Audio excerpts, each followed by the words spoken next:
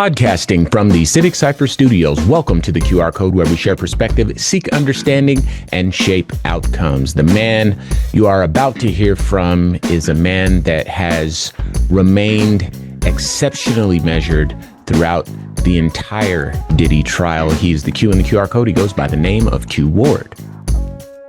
So the voice you just heard just made that seem like we were in the courtroom, like firsthand covering this trial, and I was so composed, like the world is on fire outside. What was I supposed to be doing during the Diddy trial? But he is the R in the QR Code. He goes by the name Ramses Ja.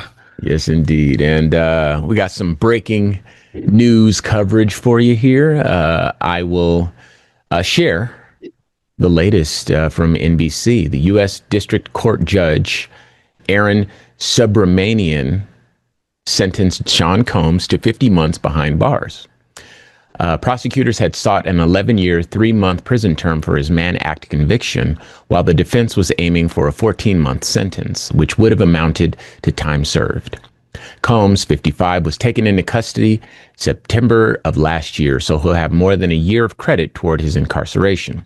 The judge also fined Combs $500,000 and ordered 5 years of supervised release once Combs leaves prison. Judge Aaron Subramanian said he had considered several factors in determining Combs' sentence, including that he is a self-made artist who has inspired and lifted up communities worldwide. He cited Combs' work and family history, including the murder of Combs' father, and he said that work Combs had done behind bars was impressive. Quote, "The court hopes you will continue to do that," unquote, the judge said.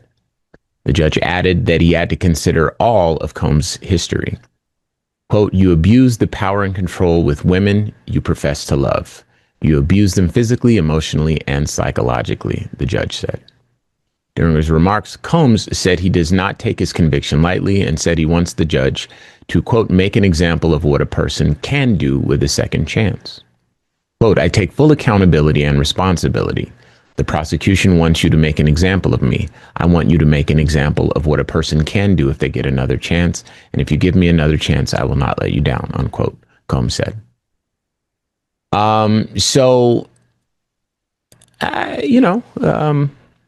50 months, not including, or that's including the time served. So this is a little over a year or 3.5 years, maybe 3 years and some change before he'll be back on the streets. What do you think, Q?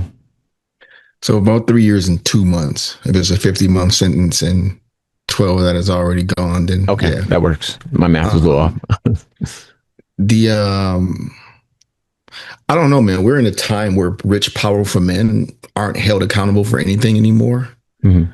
But he's a rich, powerful black man, and everybody else can pretend that had nothing to do with it. But we've watched rich, powerful white men be convicted of far more, and the accountability equals nothing, no time served.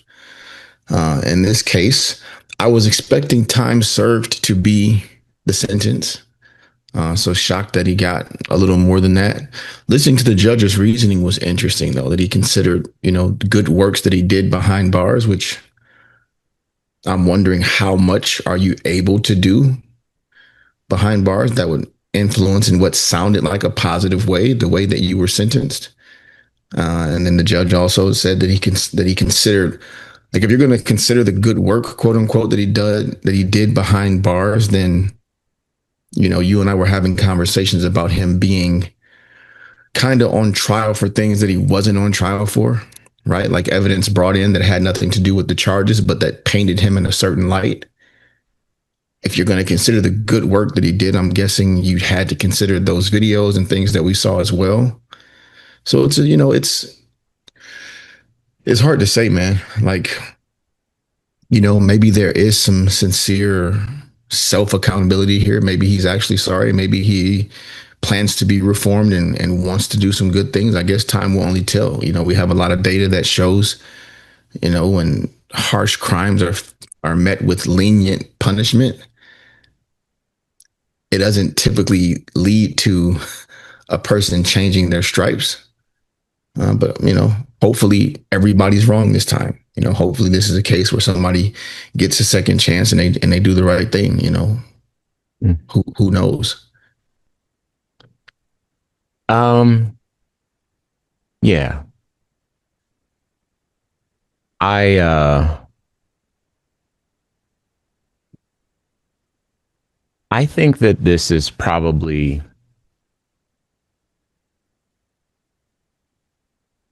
and regardless of what side you're on in terms of, what this trial should have resulted in, everybody gets something from this.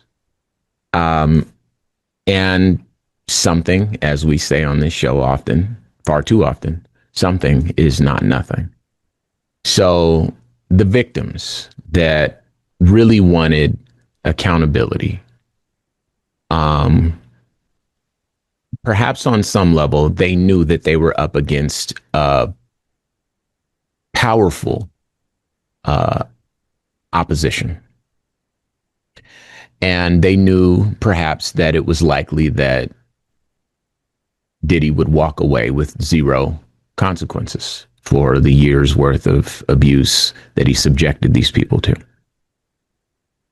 And for him to have been arrested, convicted, guilty for at least something, and having to continue to remain incarcerated for over 3 more years is some consequences. Initially, I remember people were thinking, or people were saying at least, oh, he could face up to life in prison, that sort of thing. 3 years that's not nothing. That's something, especially for a person who is accustomed to his customary freedoms. That'll slow you down. 3 years. It's not 1 year. It's not 3 months. It's not, that's enough to slow you down, I would imagine. Okay. And then for Diddy and the people that were supporters of Diddy, the people that were in the comments saying, these were all consenting adults, the people that were saying that this is the unfair crucifixion of a black man, for those people, it's not life in prison. It's he's not going to be gone away for some crazy period of time to where he will no longer be able to enjoy his role as a father. He can still finish raising his children after 3 years, and on, right? So again, nobody gets everything, but everybody gets something, right? I think. No, I don't know, because you mentioned some data Q, and that's not data that I've looked at. I'm operating as though it's accurate, and because I know that neither of us deal in Expound so data. People know what you mean.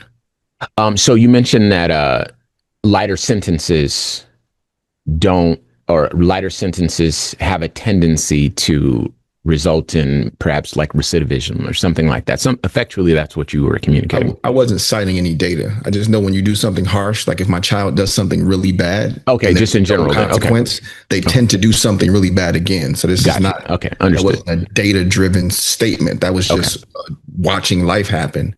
Right. Okay. So okay, I appreciate you clearing that up. Things with light punishment tend to breed serious things happening again. Okay. I will. I appreciate you saying that, because, again, I wouldn't have known, but I still want to operate as though that's true. I think that for me, and can't say that I'm the same as Diddy. I've never been in the room as Diddy. I don't know nothing about him other than what people tell me or what I read. But for me, I've always been the sort of person that has been seriously moved by other people's account of myself. I've moved through life, doing my best not to cause intentional harm to people. Uh, I don't know that it's I don't know that it's possible to move through life without causing harm to people. I certainly have caused harm to a great deal of people throughout my life. And when I'm made aware of that, when people say, hey, look, the thing that you did that you thought was harmless, it resulted in this. It's the most sort of, it's the heaviest sort of realization that I can have, because it's really easy to make a decision when it's based on your intentions. It's a lot harder to reflect on the consequences of your decisions when you have not considered the ripple effect of them and how they affect other people's lives. And so for me personally, those deep introspective conversations where a person has shared their experience on the other side has certainly caused me to be deeply introspective and to do my best to grow, alter my behavior, and become a better version of myself. Now, again, I'm speaking for me. I'm not speaking for Diddy or any other person.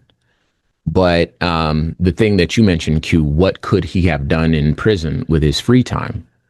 Well, that was, he was teaching people in prison about entrepreneurship. I just remember reading about it. I don't have any other details here, but I do remember that this was something that at least some journalists along the way decided was worth making a big deal out of, and, you know, sharing with the public that, hey, Diddy's teaching classes on entrepreneurship while he's in prison.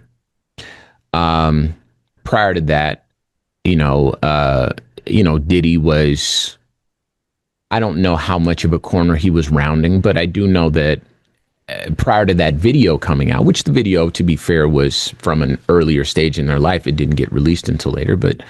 And so my timeline might be a little messed up, but I do know that there was a point when Diddy dropped the name Diddy. You know, he does that pretty frequently, and he adopted the name Love.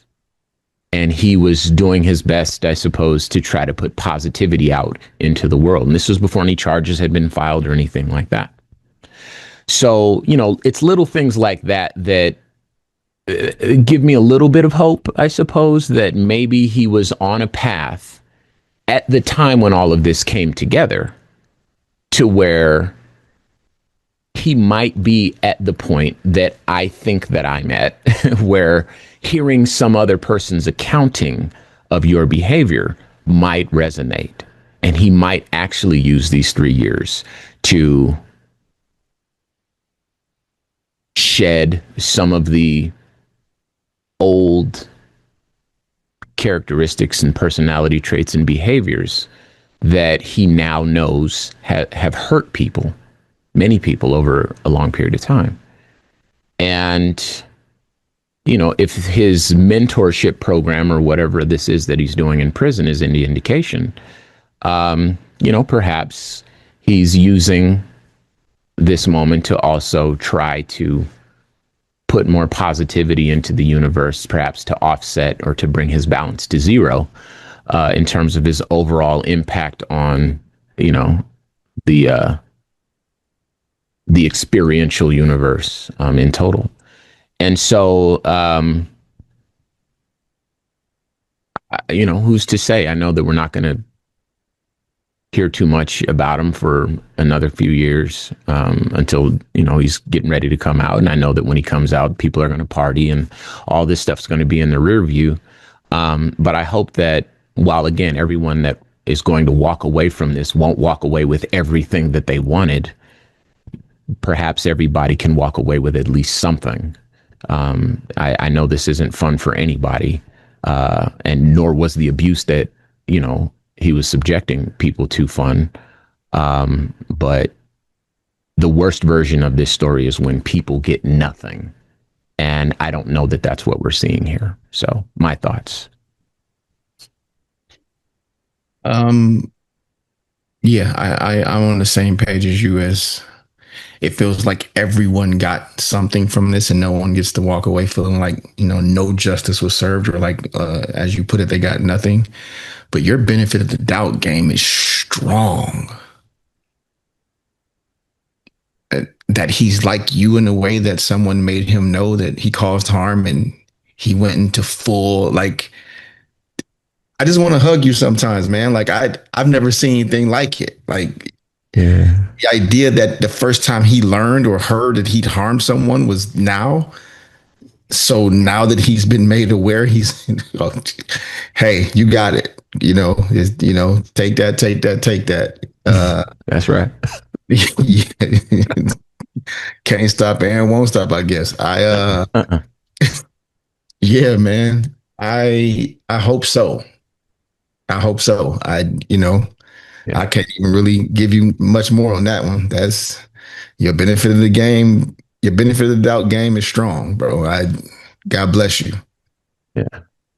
I I mean, I hope I'm right. I don't know Diddy, and I'm not trying to put that on him, but that's the only lens, or not the only lens, but that's the main lens through which I see the world. I mean, you know that better than anybody breathing, and so as an optimist, I'm hoping that this was a significant enough moment in his life to where he is clear-headed and sober and receptive and would respond in a way that I I would imagine any person who is reasonable would respond.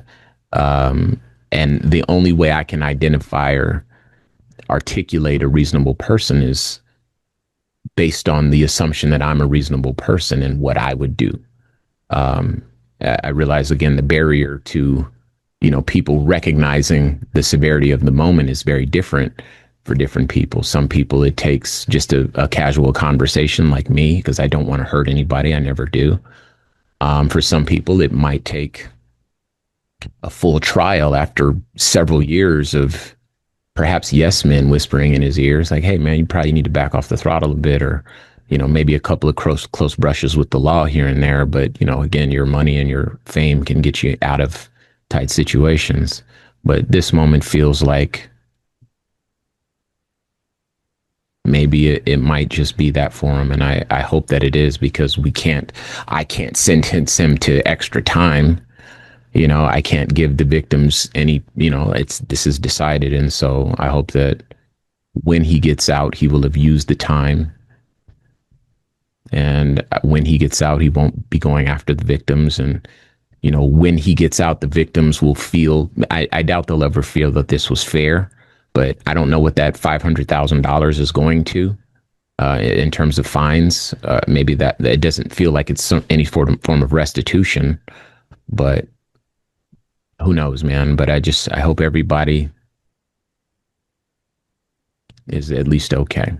I think in criminal cases, those types of fines go toward the prosecution, which I think in this case is the state. Okay. Yeah. Um, so that's probably where that fine will be paid. And there's no need to pile on. He was sentenced. He is going to prison. Yeah.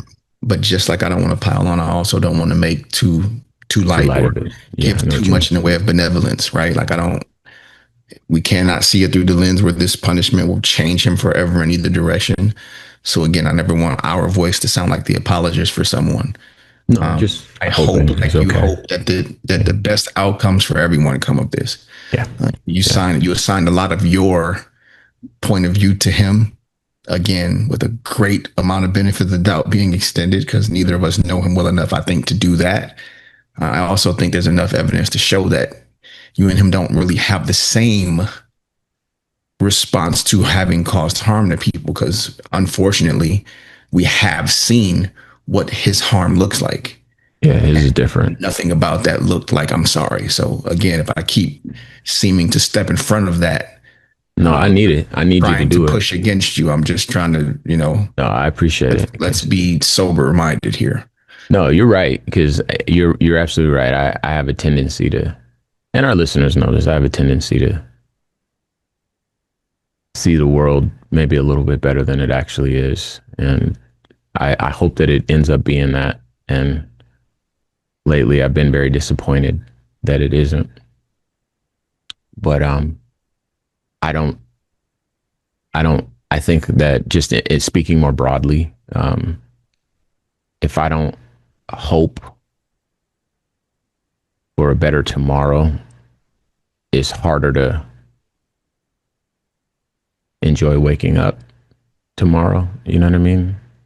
So it's the hope that's like, okay, well, let's get out there and let's get back to work and let's, whatever. So fingers crossed, like you said, fingers crossed everybody grows from the experience, everybody heals, and that's really all we can say. So we'll leave it right there. With that in mind, that's going to do it for us here on the QR Code. Today's show, as always, was produced by Chris Thompson. If you have some thoughts you'd like to share, please use the red microphone talkback feature on the iHeartRadio app. And while you're there, be sure to hit subscribe and download all of our episodes. You can also follow us on all social media. You can find our accounts at Civic Cypher. You can also find me on all platforms at Ramses Ja. I am Q Ward on all social media as well. And be sure to join us next time as we share our news with our voice from our perspective, right here on the QR Code.